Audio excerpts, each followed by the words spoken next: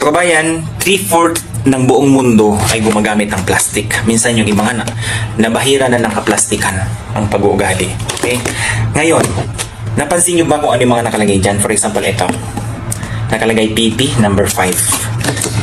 Sa tubig, mineral, nakalagay PET number 1. Sa mga lagay ng pagkain, ayan, may nakalagay. Lahat lagay ng tubig HDPE number 2. Ano ang ibig sabihin niya? Okay, shout out po. Marami po ako nakikita. Okay, sa mga kapwa ko farmer dyan na mahilig maglagay ng mga tubig sa kanilang binibiling mga Coca-Cola. Pag naubos yung Coca-Cola, nirefillan ng tubig at dinadala sa bukid. Shout out sa mga magigiting na mga security guard. Marami ako nakikita. Mga drivers, tricycle, jeepney, bus. Nakikita ko, meron silang nakalagay na tubig lang dyan, nakatiwangwang. Ito tandaan nyo. Once na naglagay kayo ng tubig sa PET labeled bottle, hindi na po dapat i-refill yan. Ano ang ibig sabihin at bakit? PET. Okay? May nakalagay dyan ito. Number 1, PET.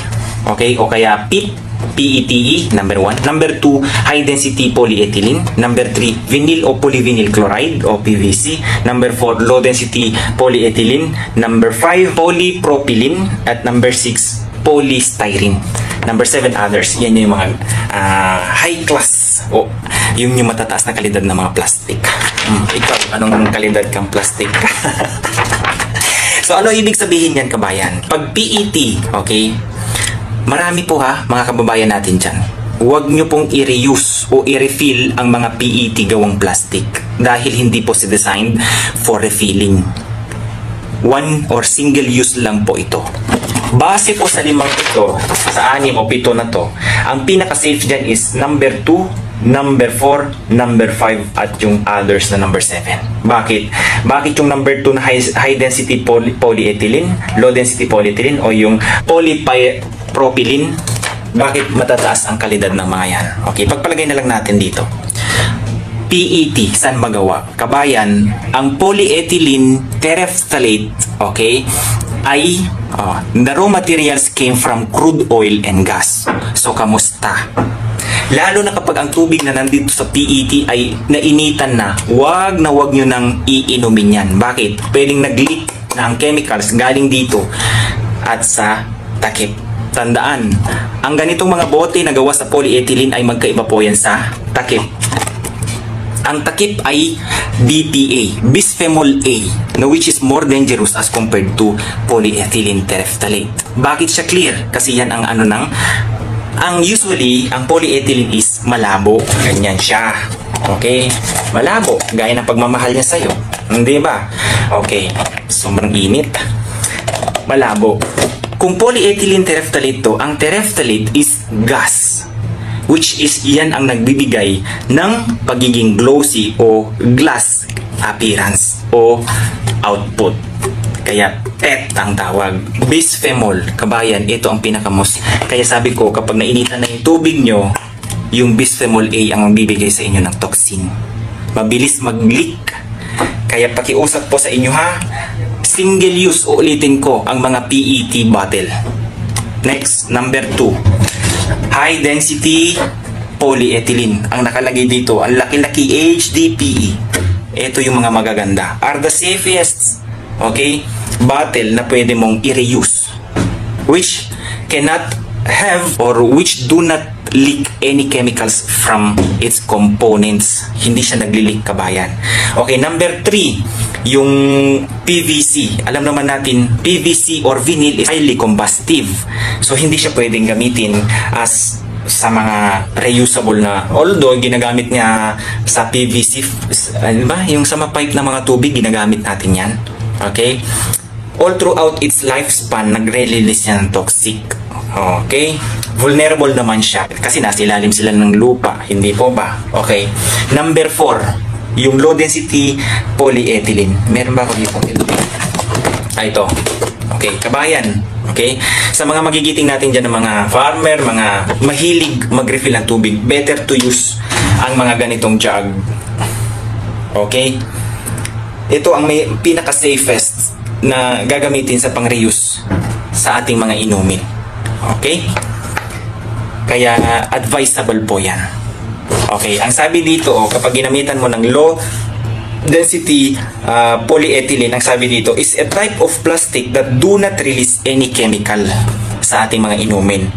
One of the safest plastic ever existed nowadays that there is no danger in reusing. Okay? So, maganda siya kabayan. Yung mga jug. Okay, paalala. Kung ikaw ay may tumbler ngayon, tingnan mo yung nakalagay sa ilalim yan. Pag nakalagay yan PET1, bakit mo nire-refillan yan? Sige nga. Marami. May nagsasabi sa akin, kaya ako nakagawa ng vlog na ito. Bakit, sir, ano bang ibig sabihin itong tumbler ko? Bakit nakalagay PET1? Ano pong ibig sabihin yan? Hindi yan reusable. Okay?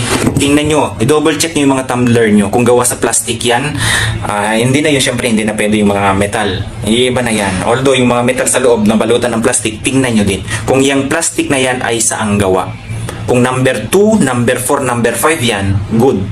Walang problema. Pero kung yan number 1, number 3, at yung gawa sa polystyrene.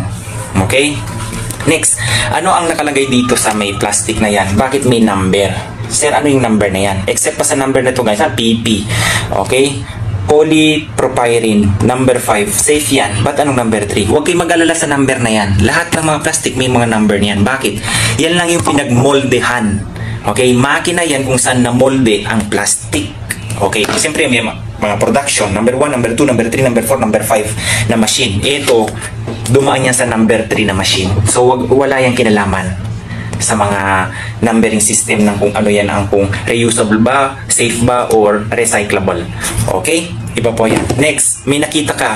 Ito, PP, which is number 5. Ang number 5 kabayan, isa din yan kagaya ng HDPE. High safe na gamitin po siya. Wala pong problema yan. Kung makikita nyo dito, microwave oven safe. Nakalagay dyan. Suitable for microwave oven. Yan yung mga magagandang plastic. Hindi siya basta-basta nag-leak ng kung anong mga chemical papunta sa mga pagkain o inumin natin na nilalagay sa mga ganito. Kahit nakalagay diyan, ayan palagay ng pagkain, nakalagay PP5. Microwavable kabayan. Number 6, polystyrene o PS. May nakita kayo dyan sa mga ilalim ng ano yan. Ito kadalasan nakikita ko. Gumamit ako minsan ito sa mga bus station, sa mga pakapehan dyan. Alam niyo yung mga styro na nilalagay sa kape, nilalagyan ng kape. Yung kulay puti o yung mga pag kumakain kayo, diba styro yan. Nilalagyan ng pagkain, yung maha, yung mga ganyan, basta nilalagyan ng mga food. Okay. Kabayan, yan ang pinaka, basahin ko ha. Polystyrene is the most dangerous for health. Bakit? Because it contains carcinogenic substance and it is used, pwede niyang gamitin yung hormones mo para magka-problema. Alam ko yung mamadami dyan yung mga disposable cups, plates, mga ganyan, gawa sa styro, hindi po yan dapat ginagamit. Nire-reuse, one use lang, tapon mo na. Baka may naguhugas dyan ng styro. Okay.